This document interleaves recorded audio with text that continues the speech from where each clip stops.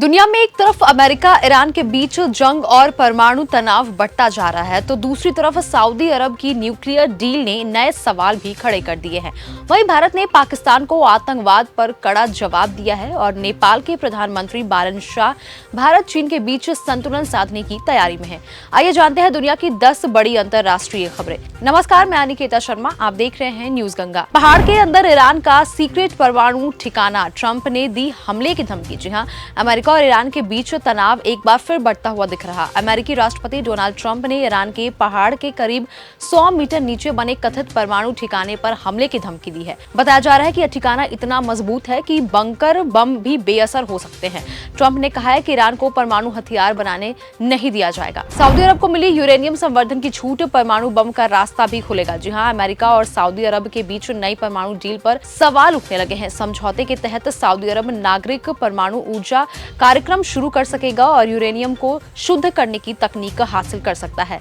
America का कहना है कि इसका इस्तेमाल केवल बिजली और शांतिपूर्ण कामों के लिए ही होगा, लेकिन विशेषज्ञों का डर है कि भविष्य में यही तकनीक परमाणु हथियार बनाने में इस्तेमाल हो सकती है। भारत के पाकिस्तान को 2 टूक आतंकवाद बंद करो तभी मिलेगा सिंधु का पानी। जी हाँ, संयुक्त राष्ट्र में भारत ने पाकिस्तान को आतंकवाद के मुद्दे पर कड़ा जवाब दिया है। भारत के प्रतिनिधि पी हरीश ने कहा कि जब तक पाकिस्तान सीमा पार आतंकवाद को सरकारी नीति की तरह इस्तेमाल करता रहेगा, सिंधु जल संधि रुकी रहेगी। उन्होंने साफ कहा है कि खून और पानी एक साथ नहीं बह सकते। भारत ने यह भी दोहराया कि पूरा जम्मू कश्मीर भारत का अभिन्न हिस्सा है और हमेशा रहेगा। ट्रंप की धमकी पर ईरान का पलटवार, हर हमले का मिलेगा करारा जवाब। जी हां, हॉर्मुज को लेकर अमेरिका और ईरान के बीच जुबानी जंग और भी ज्यादा तेज हो गई है। राष्ट्रपति ट्रंप ने जहाजों पर हमला होने की स्थिति में ईरान के पुलों और बिजली प्लांटों को निशाना बनाने की धमकी दी है।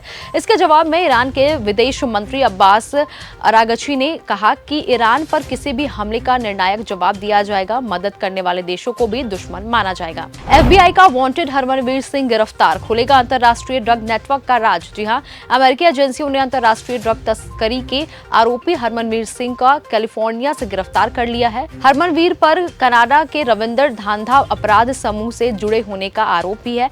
जांच एजेंसियों के मुताबिक वह अमेरिका, कनाडा और मैक्सिको तक कोकीन और अन्य नशीले पदार्थ वाले नेटवर्क का हिस्सा थे। अब उसे पूछताछ के जरिए गिरोह के सदस्यों से पैसे लेने देने और पूरी नेटवर्क की जानकारी जुटाई जाएगी। लाल सागर तक पहुंची जंग, हूती का तेल टैंकरों पर हमला। जी हां, मिडिल ईस्ट की जंग अब लाल सागर तक फैलती हुई दिखाई दे रही है। हूती लड़ाकों ने सऊदी अरब के तट के पास 2 तेल टैंकरों पर मिसाइल और ड्रोन हमला किया है। दूसरी तरफ अमेरिकी सेना ने लगातार 12वीं रात ईरान के सैन्य ठिकानों को निशाना बनाने का दावा किया है। अमेरिका का कहना है कि इन हमलों का मकसद हॉर्मुज में व्यापारिक जहाजों पर होने वाले हमलों को रोकना है। नवाज शरीफ का अजीब सपना, POK का प्रधानमंत्री बनने की जताई इच्छा। जी हां, पाकिस्तान के पूर्व प्रधानमंत्री नवाज शरीफ ने पाकिस्तान के कब्जे वाले कश्मीर का प्रधानमंत्री बनने का इच्छा जताई है। एक चुनावी रैली में उन्होंने कहा कि अगर वह वहां के प्रधानमंत्री बनते हैं तो विकास कार्यों की खुद निगरानी कर सकेंगे। उनके इस बयान के बाद अब सोशल मीडिया पर जमकर मजाक भी उड़ाया जा रहा है। गिले शिकवे भूल दोस्ती की राह पर सऊदी अरब और UAE। जी हां, सऊदी अरब और संयुक्त अरब अमीरात के बीच लंबे समय से चल रहा तनाव अब कम होता दिखाई दे रहा है। दोनों देशों के बड़े अधिकारियों ने लगभग एक ही समय पर दोस्ती, एकता और मजबूत रिश्तों को लेकर सोशल मीडिया पर संदेश भी साझा किए हैं। उन्होंने मीडिया से भी अपील की है कि ऐसी खबरें ना दिखाएं जिनसे दोनों देशों के बीच तनाव और बढ़ता जाए। ईरान पर रोक, सऊदी को छूट, ट्रंप की परमाणु डील पर अमेरिका में बवाल। जी हां, सऊदी अरब के साथ अमेरिका की नई परमाणु डील पर वॉशिंगटन से लेकर इजरायल तक सवाल उठ रहे हैं। अमेरिका लंबे समय से ईरान के यूरेनियम संवर्धन का विरोध करता रहा है, लेकिन अब सऊदी अरब को इसी तकनीक की छूट देने की तैयारी में है। ट्रंप प्रशासन का दावा है कि सऊदी परमाणु हथियार नहीं बना पाएगा। विशेषज्ञ पूछ रहे हैं कि इतनी संवेदनशील तकनीक देने की जरूरत आखिर क्यों पड़ी। भारत चीन के लिए अपना ही कूटनीतिक नियम तोड़ेंगे नेपाल के PM बालन शाह। जी हां, नेपाल के प्रधानमंत्री बालन शाह ने सत्ता संभालने के बाद विदेशी राजदूतों से अलग अलग मिलने की परंपरा बंद कर दी है। उन्होंने सभी राजदूतों से एक साथ मुलाकात की थी, लेकिन सूत्रों के मुताबिक भारत और चीन के साथ रिश्तों से संतुलन बनाए रखने के लिए शाह इस हफ्ते दोनों देशों के राजदूतों से अलग अलग बैठकर मुलाकात कर सकते हैं। तो ये थी देश दुनिया से जुड़ी 10 बड़ी अंतर्राष्ट्रीय खबरें। इनमें से आपको सबसे महत्वपूर्ण कौन सी लगी, हमें कमेंट सेक्शन में जरूर बताएं। तब तक के लिए धन्यवाद।